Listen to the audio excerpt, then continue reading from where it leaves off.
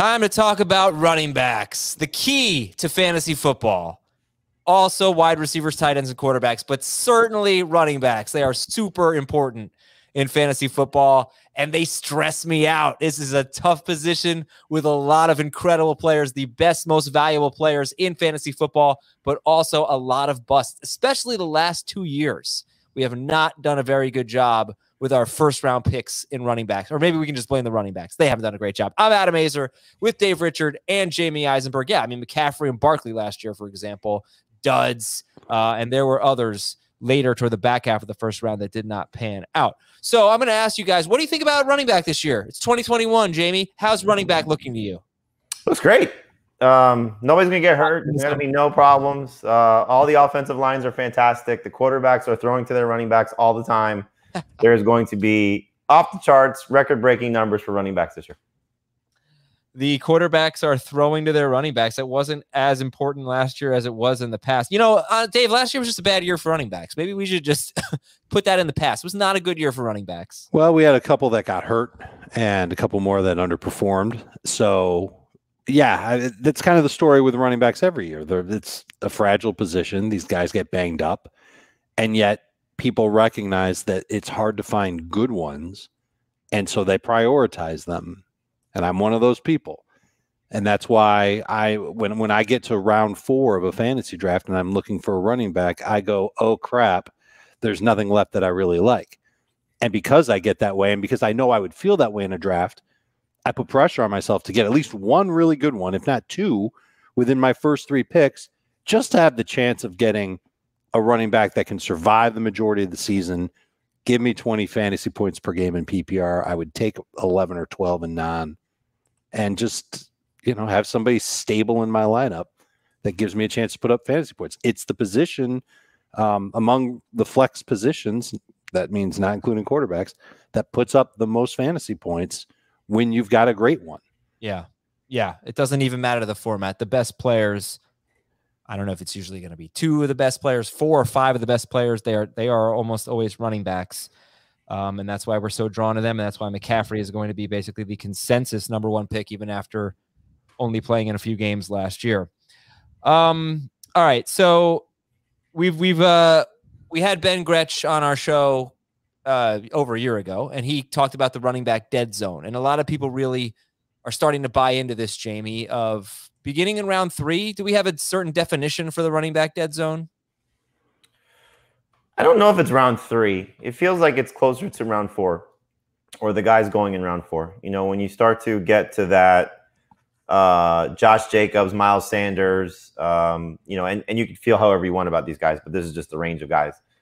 Jacobs, Sanders, Gaskin, Davis, Mike Davis, you know, Travis Etienne, that group of guys. I think, you know, and I mean, maybe J.K. Dobbins kicks it off. David Montgomery, you could throw in there. Chris Carson, if you want to throw them in there. I hope those 3 guys are in a different category, but it feels like those round 4 running backs are the ones that are going to really kind of tilt a lot of drafts. You know, if Miles Sanders and Josh Jacobs outperform their concerns of sharing the ball and what their teams can look like, then they're going to win a lot of people fantasy leagues. But like Dave said, you know, you get to round 4 and it's like, you know, if you don't have at least 1, if not 2 running backs, I think 1 is certainly safe, but, you know, it's not a bad idea to have 2. But if you have 1 and you can look at the wide receiver value that's there, and then maybe you have, you know, 1 running back, maybe a tight end, but let's say it's 1 running back and 3 receivers by the time you come through round 4, then you just start picking off guys. You know, then you start to get to the group that has not as much maybe reward, but the risk is mitigated by the cost. And so, you know, it's the Damian Harris's, the Javonte Williams, the Michael Carters, pick your Cardinals running back that you like, you know, Chase Edmonds or James Conner, you know, Zach Moss, that group. And, you know, you take a few of those guys and, you know, you just hope one of them hits. But now your receiving core is loaded. And if the guy that you took in the first round or the second round is in good shape, then that makes your fantasy team even better. So for me, the dead zone is round 4. And some of those guys I mentioned are in the dead zone too. But I think, you know, it's just a matter of, again, when you're drafting them. Yeah, and I'll ask you guys this in a bit, but is the dead zone better this year than it used to be? Because we're not used to seeing third-year running backs coming off disappointing seasons like Josh Jacobs and Miles Sanders. That's not the type of player that usually ends up in the dead zone. Usually the dead zone is Le'Veon Bell and Todd Gurley last year, players who were hanging on by a thread and we bought into their workloads and they turned out they were just kind of done. And we got half a good season from Todd Gurley, but that was it.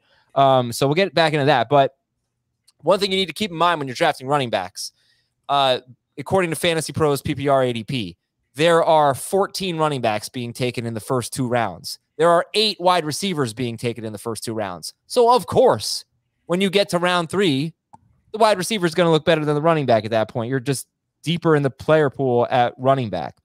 Now, Dave, listen to this. In the last 2 seasons, there have been 5 running backs who finished as top 16 running backs drafted in rounds 3 to 4. Last 2 seasons, rounds 3 and 4, 5 of them finished top 16. At wide receiver, there were 17 wide receivers over the last 2 seasons drafted in rounds 3 and 4 that finished top 16 at wide receiver. 17 to 5. Yeah. So should that influence your strategy? Generally, wide receivers don't go off the board first. It's the running backs that go first. The strategy that we've been crowing about for the majority of the offseason is kind of the same strategy that we've been crowing about almost our entire careers here. And that is aim for running back early. It's not something that everybody does. The people that win leagues by going 0 RB, they swear by it. Nope, wait to take a running back. You're going to do it later. You'll be loaded at every other position with players that don't get hurt as much. And you just kind of weed your way through until you find a couple of running backs that are good starters for you. That takes luck. That takes effort, which some people just don't want to do. It's the same people that are just now tuning into this fantasy podcast for the first time in 6 months that don't love fantasy and don't obsess over it. They're just, trying to put a team together, get a couple of ideas on how to build a roster, and off they go. They don't want to put in the work on the waiver wire. They don't want to make trades. Some people are like that. The people that are like that are the ones that are going to look for running backs a little bit early on, partially because we're suggesting it. But typically running backs go in those first couple of rounds. Receivers follow. More receivers are drafted in rounds 3 and 4 than running backs in a general year anyway. Mm-hmm. It doesn't surprise me what you're saying. And I want to add one last thing. I don't think the running back, everybody's got a different opinion on where the running back dead zone begins. I don't think Jacobs and Sanders are in it. I don't love those guys, but I don't think they're dead zone running backs per se. I would say round 5 is when you're going to start to see the running back dead zone come into play. Okay, but I think the argument has been that round 3 actually is a pretty crappy round for running backs, and that we elevate players into round 3 every year because they're running backs. See, I think that's happening in round 5 this year. Okay. No, it's happening in round 3. 100%. I disagree. I don't think the players are bad, but that's the problem, is that people panic because they don't get a running back that they want, and they push guys into a round that they probably shouldn't be in. They should be probably round 4 running backs because they're good players. They're just not difference-making players. So who? You want me to tell you the guys? All right, so here's round 3 running backs. DeAndre, it's really not that many. DeAndre Swift, David Montgomery, J.K. Dobbins, and Miles Sanders. And obviously, we just got a report before we came on. The report not too long ago. DeAndre Swift's actually missing significant time with a groin injury. So he's a little bit different, but it's 4 guys. Swift, Montgomery, Dobbins, Miles Sanders. They're in round 3. Right, but it's really like, all these guys get pushed up because people get nervous that they're not going to get a guy. And so, when we look, you just do the numbers. You mentioned, Adam, what the running back numbers are compared to the wide receiver numbers. You say this all the time. What the third receiver is, or the third running back is, what the 8th receiver, however it comes out. Oh no! What I say is that, like, if you're choosing between Stephon Diggs and running back 10 in a full PPR league, odds are Stephon Diggs is going to absolutely crush. Exactly. And so what ends up happening is, so the 4th receiver versus the 11th running back, and you keep the sliding scale going, but those running backs get pushed up because you're hoping that they hit because of the position scarcity. But again, if you're just looking at the numbers of it, if you don't take those running backs in the 2nd round or the 3rd round, then they become better players for your fantasy team. But again, they play a position of need. So you have to get those players early. And that's why people draft them in spots that, if you're just looking at it from a point system, they wouldn't produce at the same level at the players that you should be drafting in those rounds because they put up higher points. Same thing with quarterbacks. So we value these running backs differently than we do other positions because you're hoping that they're going to hit and be successful and be superstars, when the majority of the time they're not. They're still good players, but they're not superstar players, whereas the receivers have much more likelihood to be superstar players because we see it. So I just want to know what running backs, based on the ADP that we're talking about, are going too soon. Probably most of them, but again, it's just a matter of people need to have them on their team. What's Josh Jacobs' ADP? He's 37th, so he's just outside. Is that too soon? No, I think I'd agree that that's a little too soon. I'm not comfortable taking him at 37, but I might understand it if it's at 47. So that might be an example. But this again, it comes down. It's always all about roster construction and how you feel comfortable building your team. Like Dave, for example, you feel comfortable having early running back, taking early chances on running backs with the hope that they become top 10 caliber guys. So you'll take Antonio Gibson in round 2. When if you look at it from a point system, he's probably going to finish as a round 3 or 4 player by comparison to wide receivers. You get and quarterbacks. I mean, just pushing those guys down. I'm not disagreeing with the strategy of it. I'm just saying like the way that players finish. Clyde Edwards-Helaire is going to be drafted in the 2nd round. He's probably going to be a round 3 or 4 player. Miles Sanders and Josh Jacobs are going to probably end up being like round 6 or 7 players, but they'll finish top 20 at their position, based on how things will go if they're healthy, and they'll be successful for your fantasy team. But this is why people draft differently than probably Dave does and I do. Is they'll take those wide receivers early and just hope that there's a running back injury or you get lucky on the waiver wire. And, zero RB works for a lot of people. I was just in a draft where some guy took John Daigle of NBC Sports. He started his team. It's the flex league that Jake Seeley started. He started his team from, I think, the 7th spot with 8 straight wide receivers. It's a half PPR league. You can play 5 of them. Yeah. His running backs are A.J. Dillon, Tony Pollard, Kenyon Drake, Nyheim Hines, and I might be missing one. You don't have to do that. I'm sorry. Like, you just don't have to do that. You don't have to do that. But again, people draft differently, So you could have taken 5 of those guys and started all 5 of them. Yeah, I'm just saying, like, round 3, you can still get maybe A.J. Brown or Terry McLaurin. You can still get a top 10 wide receiver. You don't need to do that. That's the point I'm trying to make. Is running back and wide receiver to me are just so linked. Tight end's a wild card in the first few rounds. If one of the ones you love fall to them, we never take quarterbacks super early, except Mahomes maybe in round 3. But running backs and wide receivers, when you're talking about how you start your team, they're just so linked. And what you see in round 3 is that the wide receivers are incredible. So I think that should shape your strategy in rounds 1 and 2. That's basically what I've been trying to say for the first 10 minutes. Do you guys agree with that? That the wide receivers available in round 3 should. And 4. Yeah. Now that's the next thing I want to talk to you about, because the wide receivers in round 4, to me, they don't feel as good. I don't want to make this the wide receiver preview. I want to know how you feel about this. They don't feel as good this year as they did last year because everybody's in a damn crowded receiving core, and that's so annoying. You got the Bucks guys, you got the Cowboys guys, you got the Rams guys. That hasn't changed, I guess. Their situation's gotten better. Seahawks guys haven't changed. No, Lockett's around 4 guy. Jeff doesn't get there, But Lockett's around 4 guy. Lockett might be around 5 guy. He's Julio Jones is now around 4 guy. Yeah, but his situation is obviously much worse than it was last year, at least I think. Agreed. But again, you're still talking about a second player in a receiving core. It's true. DJ Moore, he's got the Darnold thing. I don't know. Well, anyway, do you think, because last year we were like, yeah, round 3, 4 wide receivers, they're awesome. So take running backs in the first 2 rounds if you want to do that. Do you feel that way this year, that it's like a great start would be running back, receiver? Yep. I do for sure. And it's where you draft too. So like in that flex draft, I was picking 10th and I started with Aaron Jones. I took Jonathan Taylor in round 2, and then Keenan Allen was there in round 3, and I took Cooper Kupp in round 4. So I love that start. Nice. Yeah. Right. And the other thing is last year, looking at half PPR ADP on Fantasy Football Calculator, I hated the round 4 running backs. Right? I mean, Melvin Gordon, Mark Ingram, and Devin Singletary were the first 3 running backs. round 4. Round 3. Yeah. Now this was probably early August. Right. Well, no, actually, I looked at this not that long ago. Anyway.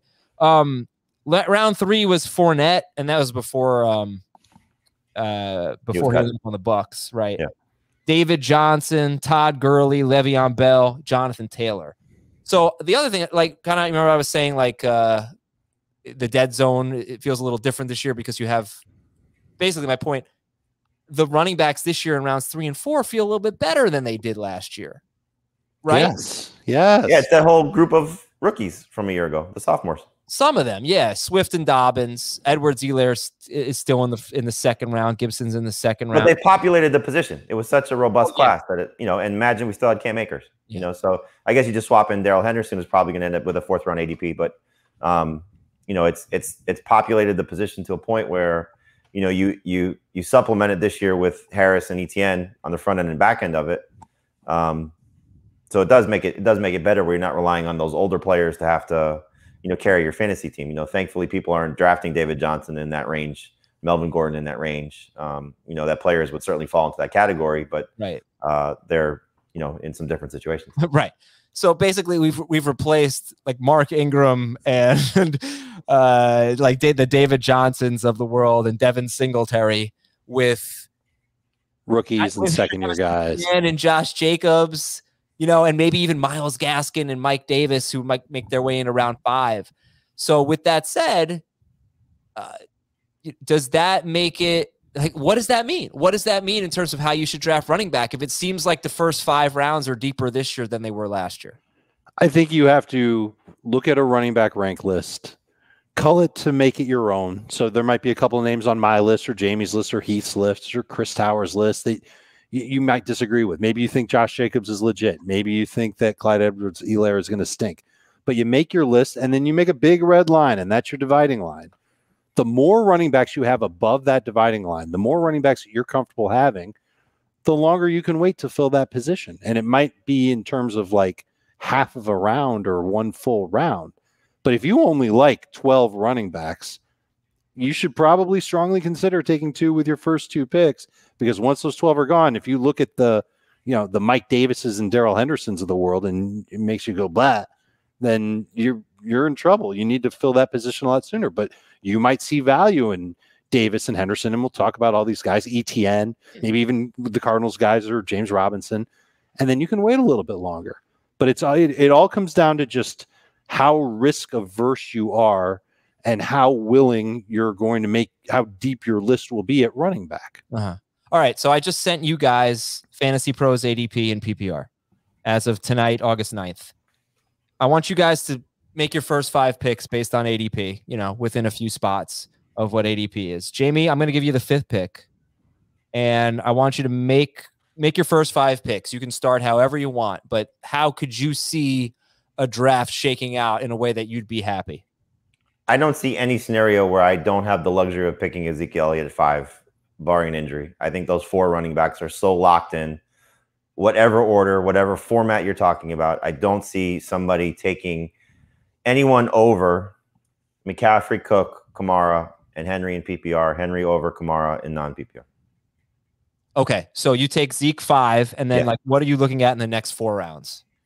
In the next 4 rounds? Yeah, let's get creative. Like, how many? I want to see how many running back. I want to see your running back. I'm probably taking 2 because I like Edwards-Helaire in the 2nd round, and so he's typically there in the middle of round 2. So I will take him in the middle of round 2. But if Antonio Gibson is there and Edwards-Helaire is off the board, I'll take Gibson. If Harris somehow falls, I'll take Najee Harris. Mixon is there because everybody hates Mixon. Mixon is in that category as well. He's ahead of those guys. So I would most likely start running back. Now, if there is a huge run on running backs and you're telling me that maybe Stephon Diggs or Calvin Ridley is there or Hopkins, then I will consider that. If I'm not going to reach for Dobbins in non-PPR would be probably in that range for me. He's a low end number 1 guy, high end number 2 guy. In PPR, it's probably would you take Waller? I'm sorry? Would you take Waller if he was there? I'm not typically taking I haven't found myself at least taking the tight ends in round 2. It's typically early round 3 where I would take Waller, and I'm not necessarily, rushing to get George Kittle. So I haven't taken a lot of Kittle, but I probably would start running back, and then receiver. Okay. So you take Zeke, you'll take Joe Mixon, let's just say, or Clyde Edwards-Helaire. You pick Mixon or Edwards-Helaire? I would take Mixon. Okay, you take Zeke, you take Mixon. Round 3 comes along. We're going to pick 30. You're going to go with Terry McLaurin. I absolutely love that. Let's see. Are we playing this league out? Because I'm having fun right now. Yeah. Next round, you can choose between Amari Cooper or Myles Gaskin or Chris Godwin. Just looking at the ADP, I would probably take Cooper Kupp there. Okay, you take Cooper Kupp.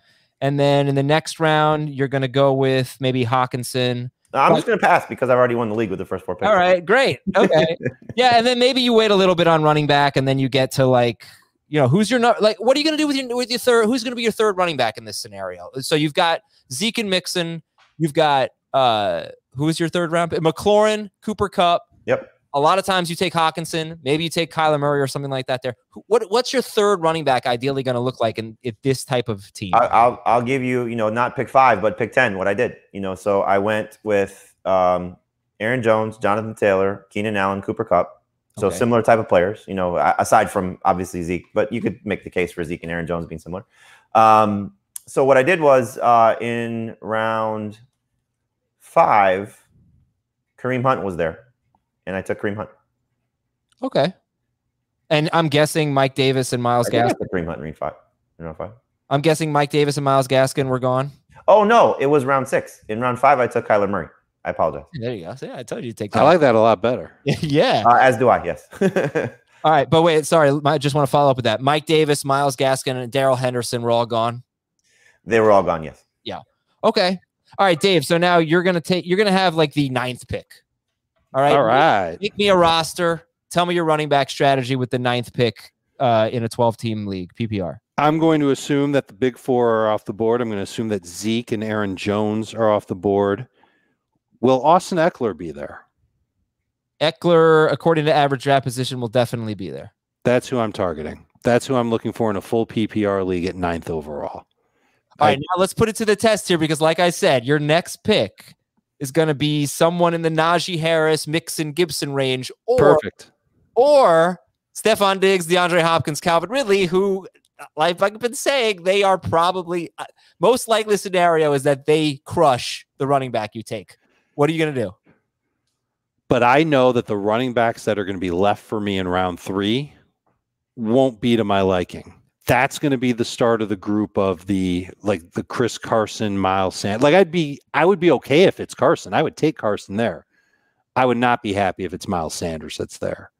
And I don't think David Montgomery is going to last to late round 3 much longer. You can tell me what the ADP says. If you can guarantee me that David Montgomery will be there, if you can guarantee me that Montgomery or Carson will be there, then yeah, I'm going to go with Diggs. I almost said something else. Carson will be there. Carson. Does Montgomery have a chance of being there? Not really. I think you got to know your league at that point. Because that's what I'm asking. Now, ADP this is a league with a bunch of strangers. Obviously, I don't know. No, ADP is 29, but I think we probably all make the argument that Robert Woods is probably going higher than 40. Where's CeeDee Lamb? Oh, CeeDee Lamb's at 34. That's probably, maybe the quarterbacks get pushed up, in certain leagues. So Lamar Jackson going 44. I'm going to have a hard time passing on the Najee, Mixon, Gibson, Taylor if he's there. We'll play it out both ways. So go running back. So all right, I'm taking Najee. You're going Najee and sorry, you're going Eckler and Najee. All right, so I'll go Eckler also, and I'll take Stephon Diggs. Okay, so now when I'm up in round 3, I'm wide open. I know I could take any position, but the pressure's off. Okay, weight is off my shoulders. I can feel good about taking anything I want to, except quarterback. I'm probably not going to take quarterback. It's a little too early to take a quarterback. You tell me who's left. I'll tell you who I'm taking, but I won't fear any position.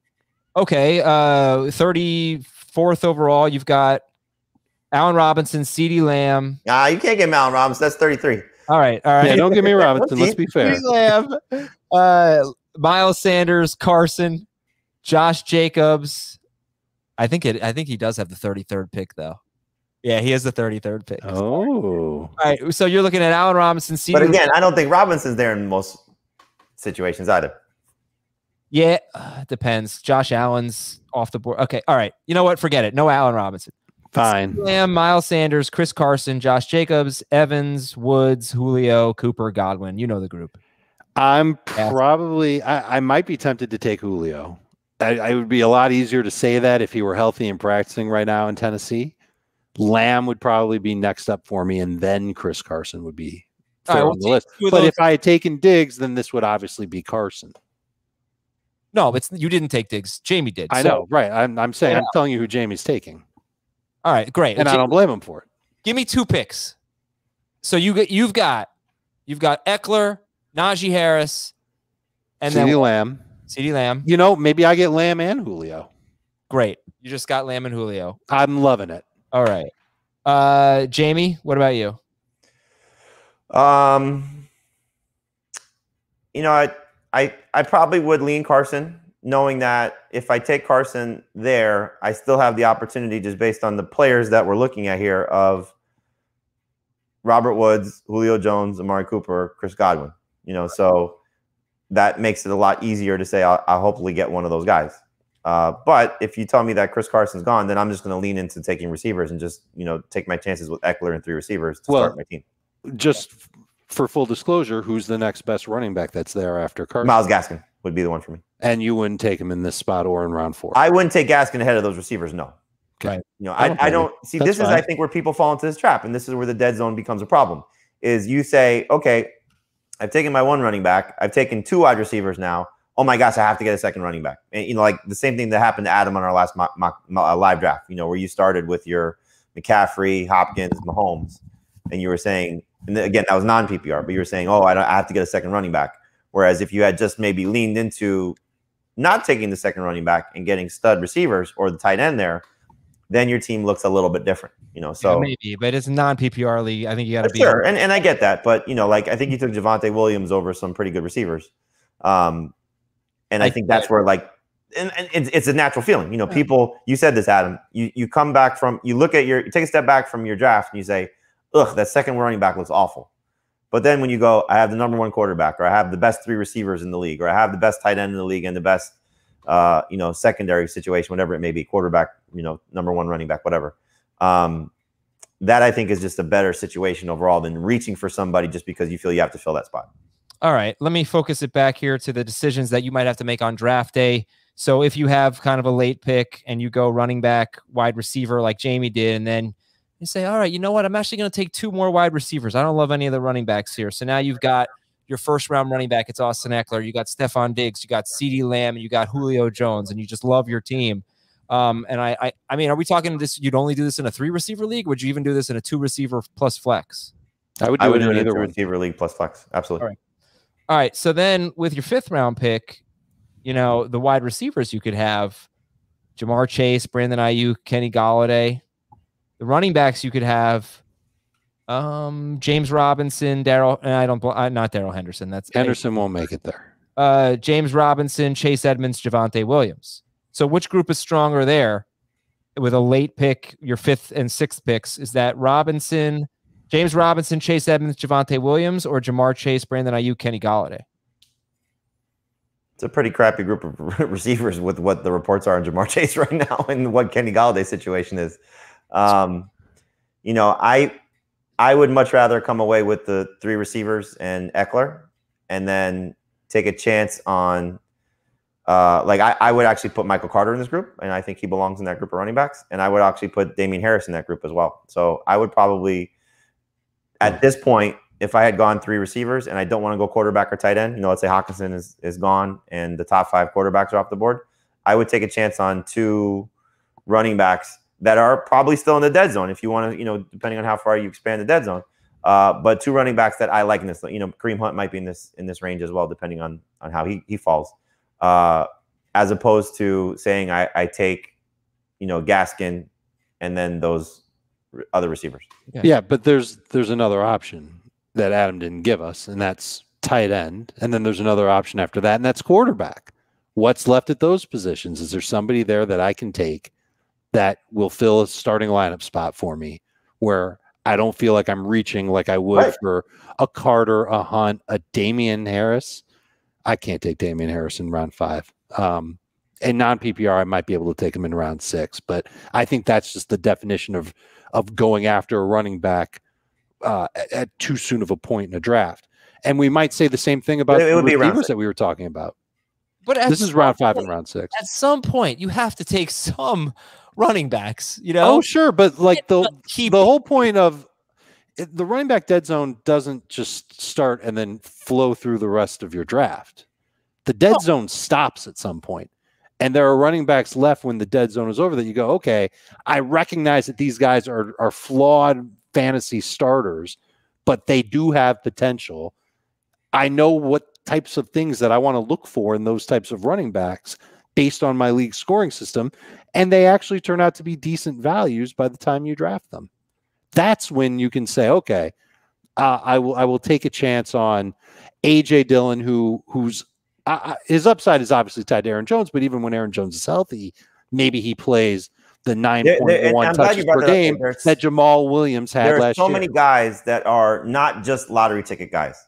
There are so many guys that are going to play in their backfields that if the starter in front of them gets hurt, they could be monsters. Yes. But they don't need the starter to get hurt to still return value. That you'd like to use them as flex options, but you can use them in a pinch at number 2 running back. And, Dave mentioned a couple of them: Jamal Williams, A.J. Dillon, Latavius Murray, Gus Edwards. I think Connor belongs in this group. Who? I'm sorry? I think James Conner belongs in this group. I think Conner's ahead of this group just because there's a little bit more certainty that he's going to maybe lead the committee. But I would probably throw Kenyon Drake in this category. Yeah. These are 1B running backs. Like that's how I would classify them. But they're going later than the Connors, and probably later than the Gordons and the 49er situation, whoever you like better, Trey Sermon or Raheem Mostert. Yeah. But they're guys that, and I would have said the same thing about Darrell Henderson before Cam Akers' injury. He was also going to be one of these guys. So these are the type of running backs that if you do go modified RB or zero RB, that can still retain some big time value for you, because then if the guy in front of them gets hurt, my God, imagine having the starting running back for the Ravens as a solo act, or the starting running back for the Saints as a solo act. And we're talking about the later guys that you're drafting. So, or Dillon or Tony Pollard. Pollard's probably in a different category because he's not going to play as much as those other guys. But some of these guys that we're mentioning are probably more handcuffs than 1B guys. We can talk about that. But Edwards, Murray. I don't think Edwards will. I don't think Edwards is. I think Edwards is a handcuff. I think Murray is a handcuff. I think Pollard is a handcuff. Yeah, but they're not going to play that much. No, they're going to play. When I look at these 1B running backs, I'm thinking that 8 to 12 touch range. It's not a lot. It's not a lot, but all you need, and again, you don't want to rely on these guys as starters. That's not the goal of this. The goal of this is to have them in it's just like you said. It's just like you said. If you're in a pinch, you can use them and you can feel kind of okay. But if we're talking 3 receiver and a flex, and you've got 3 stud or 4 stud receivers, then this guy is your second running back. If you have one at the top, one of the top 12 running backs or top 15 running backs that you feel really comfortable with, it could be a great situation for you. Yeah, it can work out. It's just a matter of getting a little lucky. Okay, well, I'd rather have Mixon. Sorry, I was joking here. Listen, it is draft prepping for charity month here, supporting St. Jude. It is underway. Throughout the month, we'll have various eBay auctions supporting St. Jude, culminating in our draftathon, which is on September 1st. You've heard about our pre-draft calls already, but now we've added a beer with Heath over Zoom. How fun is that? A spot in the 2021 Fantasy Football Today Podcast League and spots in the 2022 Scott Fish Bowl. So basically, we're asking you to bid on these awesome items, and it all supports St. Jude. Go to cbssports.com/eBay to donate and bid. That is cbssports.com/eBay. This, by the way, is part 1 of 2. Part 2, we're basically going to go through everybody and talk about all the players. We're trying to lay out some strategy here in part 1. Let's do sleepers, breakouts, and busts. Okay, Dave, who's your favorite sleeper? My favorite sleeper running back. I don't know if Carter can qualify anymore. He might be a little too popular at this point, but I love his talent. I think he's surrounded by like the grave sites of fantasy busts past in New York. When that offensive line is healthy, it's good. Right now, they're going through some issues, and that kind of sucks. But I think Carter's got a chance to play the most of any running back in New York, and that includes working in passing situations. He's a good receiver out of the backfield, and I bet he runs a lot of routes because he stunk in pass protection in college, and they're going to have to adjust to that if they're going to put him on the field in a bunch of third downs, 3rd and long for sure. If he plays, he's running a route. That means he gets a chance to get a catch. That means he's got a chance to put up some fantasy points. He's a little strong guy. I think he could end up being good. He's one of my favorite sleeper running backs, and I like him. I love getting him in round 6. Don't want to reach for him in round 5. Round 6 is where I'm comfortable taking him. Michael Carter. All right, Jamie, who's your favorite sleeper?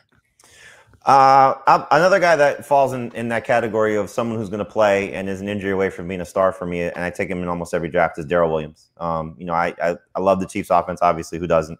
Love what they did with their offensive line. The report last week of him getting 30 to 33% of the first team work already in practice is clearly a good sign that they're going to use him in some capacity. And we saw last year after Edwards-Helaire got hurt and Le'Veon Bell failed, he was their guy in the playoffs. So it's big that they haven't, brought in anybody significant. I know Jerick McKinnon's had a couple plays in training camp lately, but that's more in the passing game. I think Darrell Williams, should something happen to Clyde Edwards-Helaire, could be awesome, but he's a great lottery ticket stash to put on the end of your bench. Okay, I'm trying to think of if Michael Carter, because I know Jamie already talked about Michael Carter and how you liked him, if he reminds me of anyone. And let's turn on a Hurricanes game from last year. Yeah. Basically, we love the opportunity, but he's on the Jets. So how much can he do, I guess? And has there been a guy where we've been so excited and the offense has been so bad that it just hasn't mattered? I mean, there's guys like that every year. Yeah. So why is he not? Well, it's because he's talented. He's good at making defenders miss. He's versatile. I think that he's not just, a two-down plug. He's got some pop to his game, and if he can create yardage even behind a substandard set of teammates, then I think he'll be okay. And I think he's going to get the opportunity. That's underrated. It's a quarterback that is a little bit of a wild card because he's made some plays, made some mistakes. I think the concerning in training camp at least was Zach Wilson. The interesting thing is what they're going to do behind him. Because if they just let him go and let him be the guy, then he's got a nice opportunity to be a good flex. I don't think he's a league winner per se. I think a lot has to happen for that to be the case.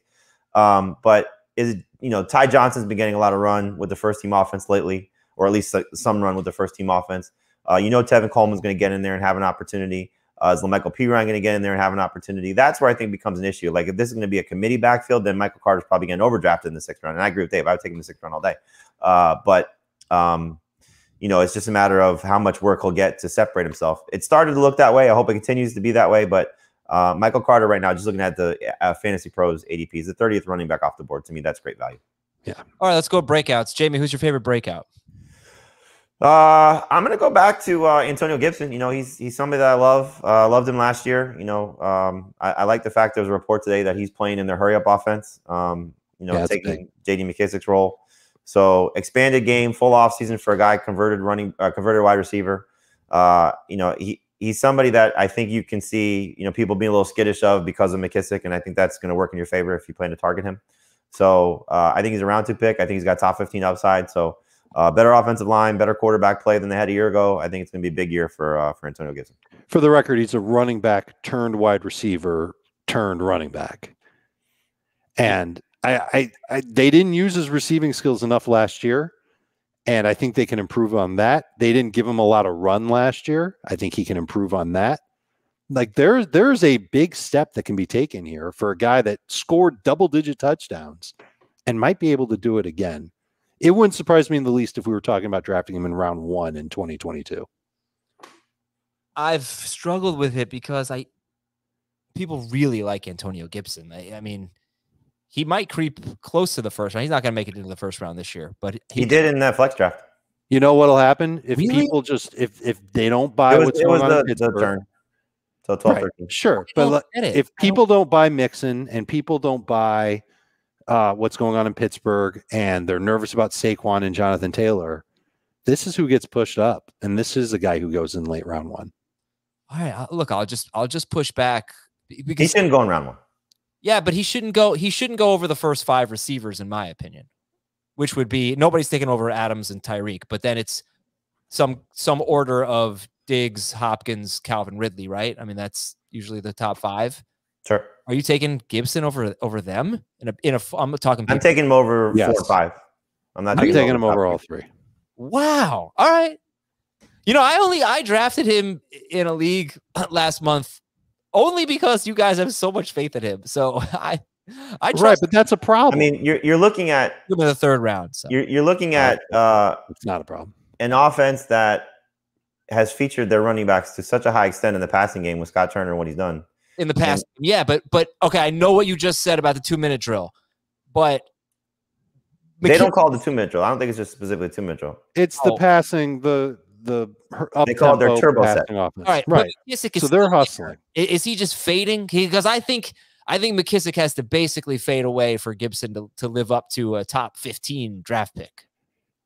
I think they know that when they put McKissic in the backfield, they're tipping their hand that it's going to be a pass. You know what? There's plenty of teams that do that. The Patriots, right, but teams don't like to do that, especially the teams that want to try and keep defenses off balanced and have an eye on the playoffs and all that jazz. Plenty of teams have pass catching. Gibson gives them. Gibson makes them less predictable. I mean, he basically walked into their building and scored 11 touchdowns without an offseason. Yeah, I know. Yeah, I get. He only had 4 games last year with more than 14 carries. Right, 5 if you include the playoffs. He basically just destroyed the Cowboys last year. He was pretty pedestrian when he wasn't playing the Cowboys. So if you think he's a candidate for touchdown regression, well, I'm just saying that he really needs McKissic to go away, or to just basically not much of a thing at all. I would be surprised if he's healthy if he doesn't get to 50 catches. Right, he was averaging like 3.1 targets per game last year. I think if you're drafting him as a top 15 pick, you would be disappointed if he was even at 3.7. You want that number to look like 4 or 5. Gibson, and this is a coaching staff that compared him to Christian McCaffrey once upon a time. All right, and Gibson, they don't seem to be backing down. Gibson was second in the NFL in broken tackles per carry, so he was the second best, creating yards. Only Mike Davis, though, was better at breaking tackles. Okay, Dave, let's go to your breakout. Jamie's was Gibson. So let's make the case for Jonathan Taylor, because I think that he's somebody that is becoming polarizing because of all the injuries along the offensive line in Indianapolis, and of course at quarterback too. When he was rolling last year, and this is the last 7 games, this includes the playoff game that he was in last year, he had over 900 total yards and 9 touchdowns. Didn't have a lot of catches, but he had everything else that you want in terms of fantasy production, and created a pace that was just, it's almost unrealistic. It's 2,200 total yards and over 20 touchdowns.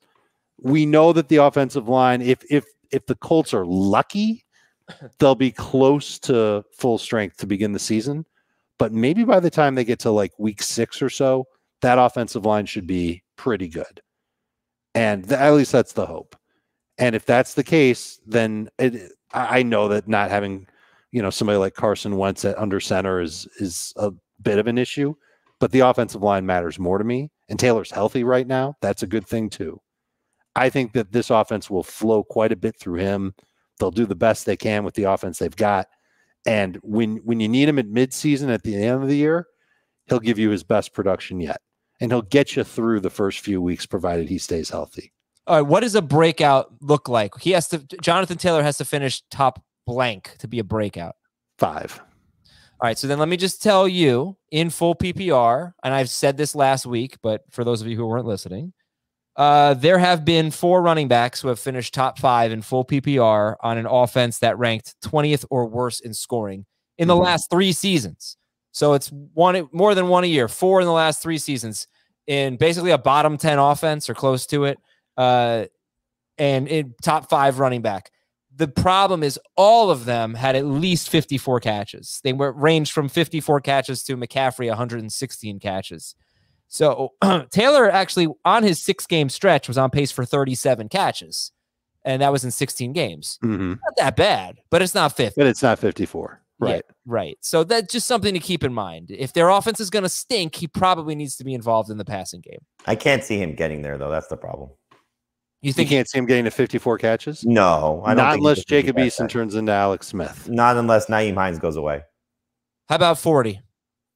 40 is doable, especially in 17 games. I don't think he's going to come off the field in too many that are non-obvious, third and, big time distance, scenarios. They can leave him on the field in third down. But I think that Taylor is a very good running back. I don't see him as a breakout candidate because I don't see him superseding what he did in his big stretch last year. I don't see him finishing in the top 5. So I just have a hard time putting that designation on him. But I think he's a very good player, and hopefully everything works out well for his teammates around him because he's going to need those guys. All right, I think he does have a chance to do it, and the fact that you can draft him in late round 1 or round 2 gives you a little bit of wiggle room in case he doesn't. Right, and by the way, he could certainly finish like top 8. I'm just saying the top 5 has been a little bit elusive. But he's being drafted top 8 though, so that's hard to be a breakout. Is that what the ADP is right now? He is running back 8 at pick 10 overall. But where do you go in the flex draft? Because this ADP I took him at what? In round 2. Yeah. That's what I'm saying. He might not be. He went, I mean, just looking at the running backs, like he went, his ADP right now is ahead of Aaron Jones. That's not happening. That's not true anymore. I can't imagine that's still real. Right. So I took Jones I took him after Barkley. So it was McCaffrey, Cook, Henry, Kamara, Barkley, Elliott.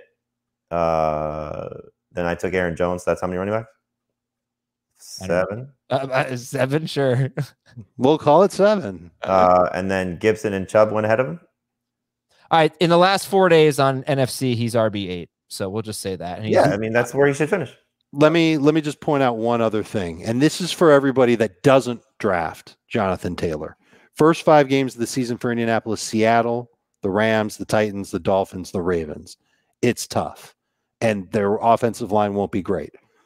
If Taylor gets off to a slow start, which is very possible given the offensive line woes and the quarterback woes, that's the time to strike a deal to get him on your team, because the schedule lightens up considerably the rest of the way. There's a couple of tough games. So the Tampa Bay is on the schedule, but I think that your plan A is to get Jonathan Taylor in round 2. Your plan B is to trade for him by week 4 or 5.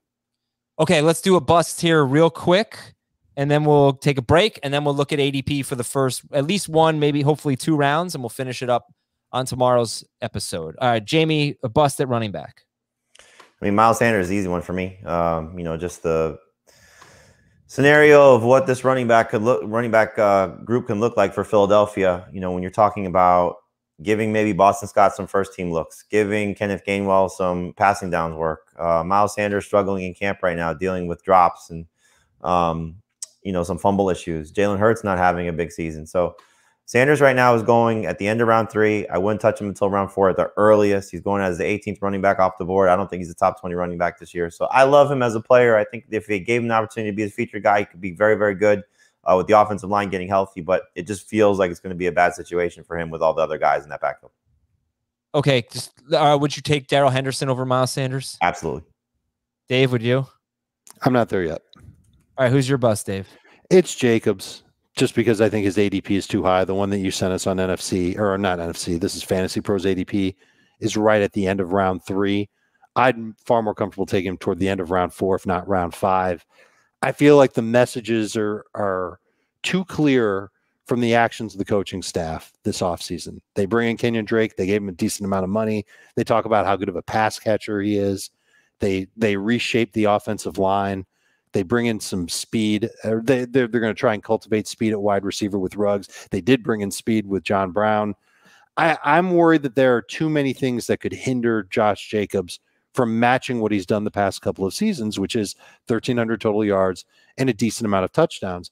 And just so inconsistent. We've talked about the splits between win and loss. And just in fantasy, I think he's had like 5 games with 15-plus PPR last year, and everything else was a dud. And I don't want to take a player like that in round 3. I really don't want to take a player like that in round 4. And I really don't want to take a running back whose high-value touches are threatened by the running back that the coaching staff in the front office brought in during the offseason while he's playing behind an offensive line that could be just as bad, if not worse, than last year's unit. Okay. And would you take Travis Etienne or Josh Jacobs? PPR Etienne is the answer. Okay. And I just want to thank Colin, who sent an email that said, I burst out laughing at your Jeremy Spokane team name. You're a genius. Thank you, Colin. We're going to take a break. I think he was talking to Heath. Definitely. Oh, no, the Jeremy Spokane was you. Yeah. Heath's was better, though. What was Heath's? Spoken like an idiot or something like that. Like an idiot moron. Yeah. Yeah, like an idiot moron. All right, we're going to take a break here. We'll take a look at average draft position for the running backs according to Fantasy Pros, and we'll see how far we get. All right, we'll be right back on Fantasy Football Today. Welcome back. Part 1 of the running back preview. And away we go. This is PPR. I don't exactly know the date range, but you'll see there are some wacky ones here. But Barkley 5th overall. Although, I got to get out of my kind of industry bubble, because whenever I tweet about Barkley, a lot of people think that we're too low on him and that he should be the 5th pick in drafts. Seems that way anyway. Okay. McCaffrey. He's a league winner. And if he's healthy, he's going to be a league winner. Do you really believe that? Yes. He's got the potential to be a league winner. Absolutely. I mean, there are a lot of things working against him. Yes, there are. Starting with his own body. Yeah. All right. Again, if he's healthy.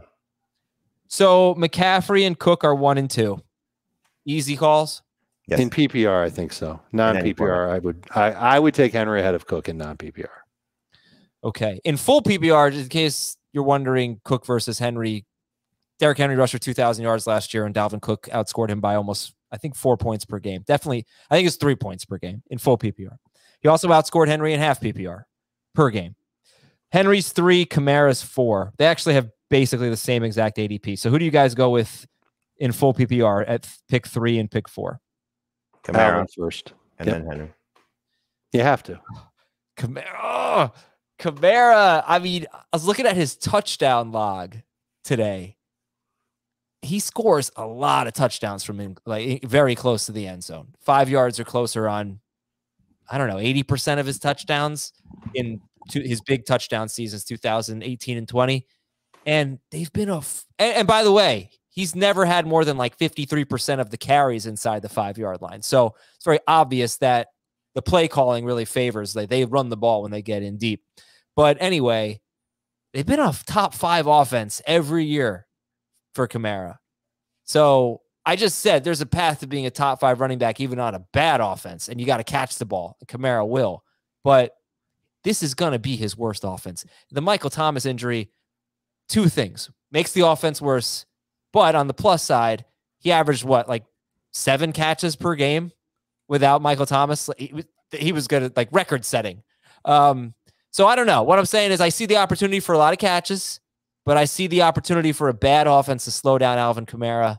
I'm a little nervous at 3, guys.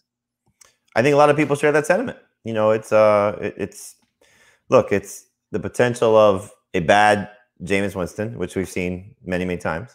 A bad Taysom Hill in terms of throwing the ball to him, which we saw last year in a small sample size. I like that, Sean Payton is making jokes about it, but I hope it's something that they're working on in practice. We had Pete Prisco on CBS Sports HQ. He was in New Orleans talking to Sean Payton off the record, watching the offense work, and he thinks Jameis is going to be the starter, and he also thinks that Kamara is going to have the most receptions of his career, which could conceivably happen knowing that Michael Thomas is out and there is no proven second guy. When you're hearing Marcus Callaway as the top guy now because Traquan Smith and Michael Thomas are out, that's a great thing for not just Kamara, but one of my favorite players also, Adam Trautman.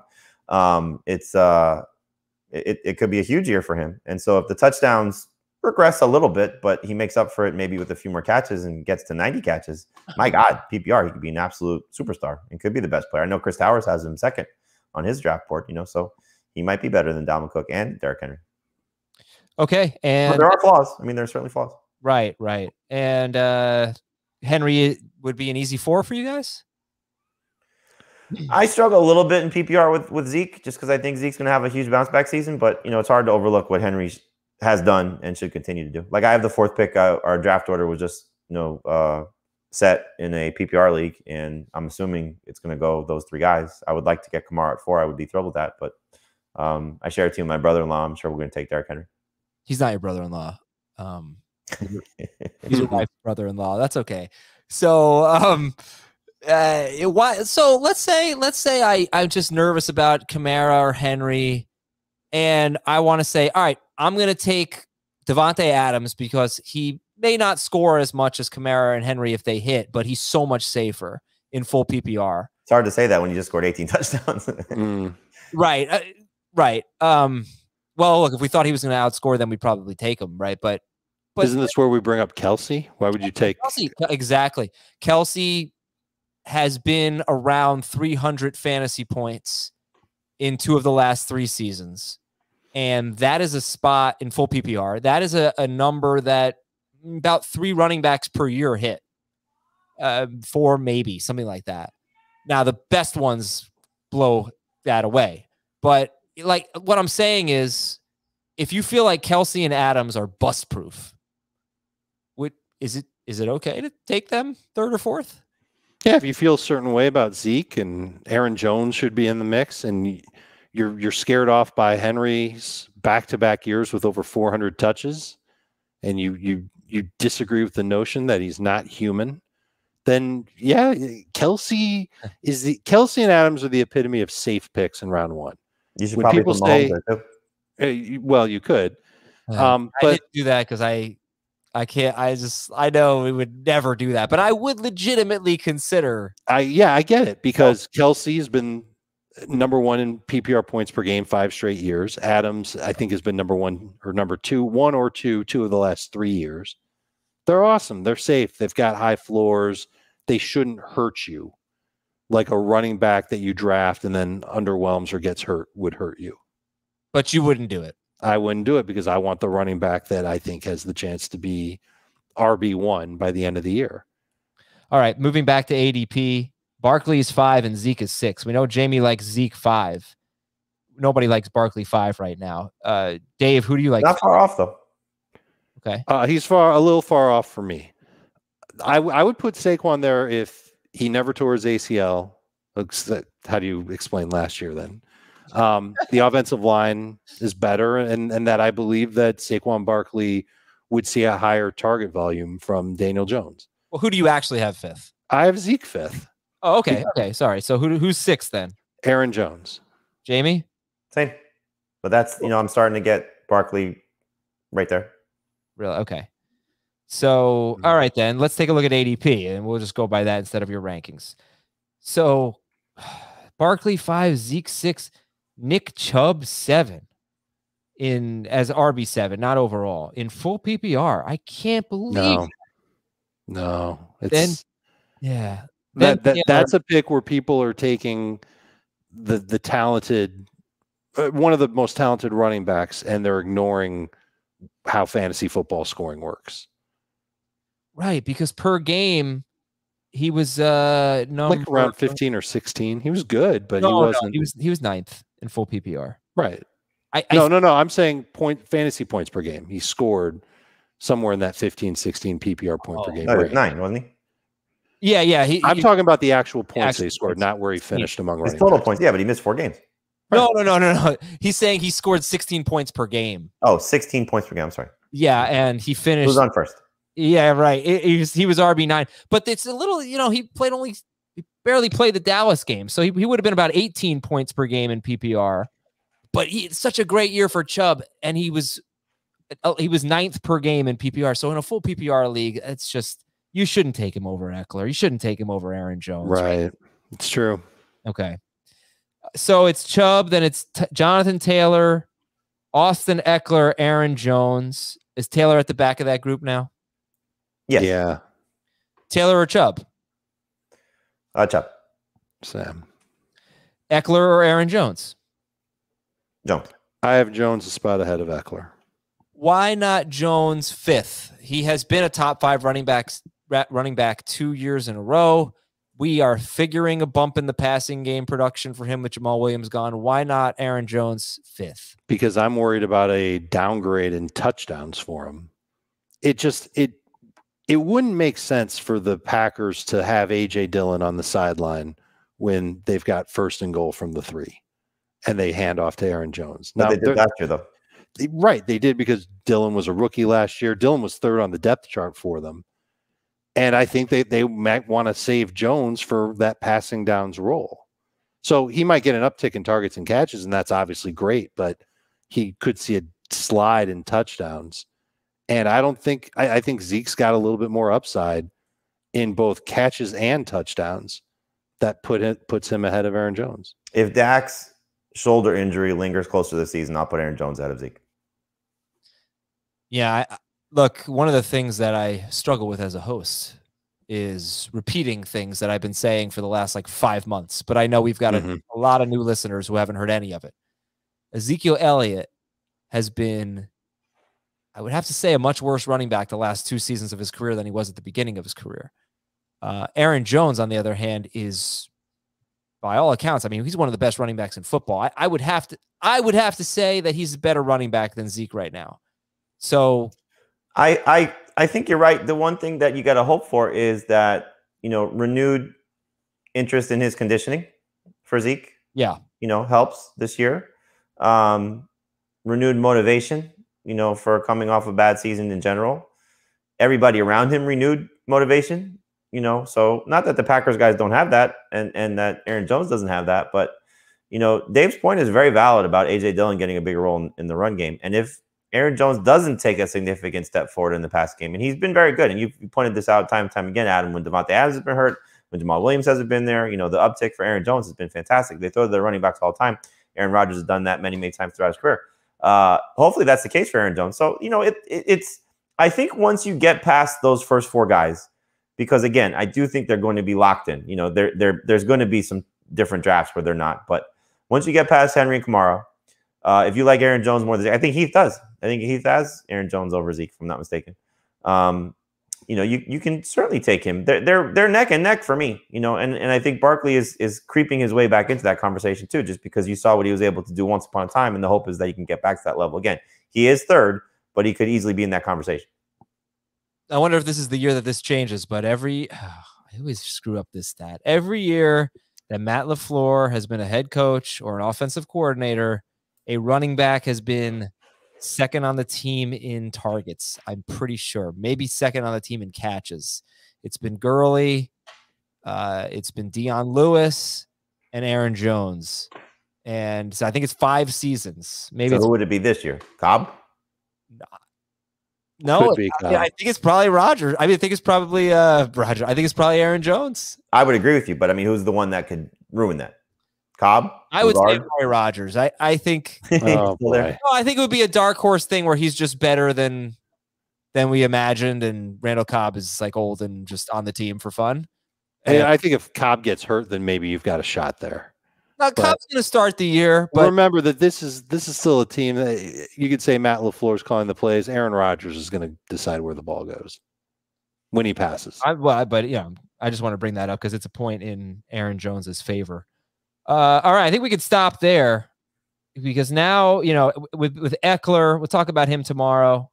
After Eckler and Jones, you've got less proven players. You've got Najee Harris and Antonio Gibson and Clyde Edwards-Helaire, and Joe Mixon is in there as well. He's really interesting. Jonathan Taylor and Nick Chubb in a lot of drafts will fall into this range. So we will talk about that. And I will leave you with this. How great would it be? I mean, this would be great, right?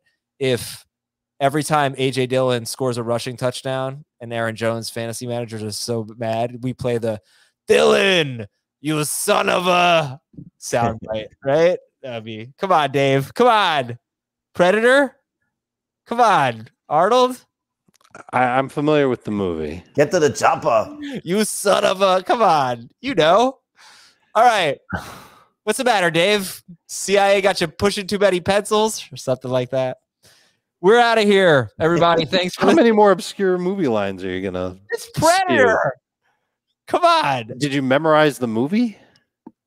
I've memorized a lot of Predator. Yeah. Predator or Terminator 2, which is Terminator 2. Easiest thing you've ever asked me. Predator or Terminator 1? Predator. Okay. I think Terminator 2 and Predator are the 2 best Arnold movies. It is pretty remarkable how many Predators they made. No love for Kindergarten Cop. Is Kindergarten Cop a top 5 Arnold movie? No. It's not better than Twins. It's better than no, but it's got its fair share of funny quotes too. Well, maybe a couple. I think Twins probably isn't so good now. What do you like? If somebody's never seen Twins, they turn it on. It's kind of lame. No, it's not. It's kind. Yeah, I don't know. What about fathers? Adam? Did you love Last Action Hero? What about Junior? I didn't mind Last Action Hero. What are the top 5 Arnold movies? Okay. You're going to say Terminator 2. Terminator 2 belongs. Predator belongs. Oh, Terminator 2 belongs, but what's one? I think it's Terminator 2. So the other options would be like... Well, Conan. Those movies suck, don't they? No, but I think a lot of people would probably say Conan. Like I don't necessarily agree, but I think a lot of people say Conan. I think Commando is definitely up there. Yes. Commando's up there. True Lies is great. True Lies Yeah. is my favorite Arnold movie. Okay, more than Terminator 2, huh? Yeah, because he gets to be funny in it. True Lies is really awesome. Yeah. I'm gonna hold on. But we're just gonna have fun here. I'm gonna IMDb Arnold. True Lies is 1. I'll give Total you Terminator Recall 2. belongs up there. Oh yeah. Predator's 3. Running Man needs to be in there. Running Man's really good. Total Recall. Total Recall's fantastic. Yeah, I said that. I think Terminator 1 should be in there too. But he No, doesn't. He does. He's just a big not really in it. It's love. not really No, he's in it. Right. It's not But really it's his most iconic line ever. I'll be back. Yeah. Yeah, but it's not really an Arnold movie. It's kind of a Linda Hamilton movie. All right, so you got Commando, you got Predator, you got Running Man. I don't know what Red Heat is. Twins. Total Recall. Total Recall. Kindergarten Cop is really good. It really is. I just don't think it's top 5. All right, When you I'm think gonna about give- Arnold, you think I'll about give up 5. action. I'm gonna go True Lies 1. Uh-huh. Terminator True 2 Lies 2. has to be 1. Total Recall 3. Running Man 4. And I'm gonna go Twins 5. Okay, I'm gonna go Terminator 2, 1. Predator is number 2. Total Recall 3. I love Commando. I think Running Man is fun but kind of silly. So I love Commando 4. Jim And Brown's in Running Man. Come on. I'm gonna go with Kindergarten Cop. Honestly, I think it's really good. I think it's a really good movie. Kindergarten Cop makes my top 5. Ridiculous. This is the running back preview, by the way. Dave, your top The Running 5? Man preview. Well, we're gonna go with Batman and Robin first because no one played Mr. Freeze like Arnold. True Lies is 1. It's getting cold in here. It's time for the freeze. Oh, I didn't put True Lies in. All right, True Lies. Yeah, True Lies has to be 1. True Lies will be 3 for me after T2 and Predator, which means Commando. No, Commando goes to 4. Whatever. Who cares? Go ahead. It's gonna be True Lies. I love Total Recall. Oh, I love Terminator 2. 2 weeks. 2 weeks. 2 and then Predator and Commando 4 5. I think It's you got time to go to Mars. All right, we're out of here, everybody. We'll talk to you tomorrow on Running Backs Part 2. Thanks a lot for listening. This is Fantasy Football Today. See ya. Get to the chopper. Dylan, you son of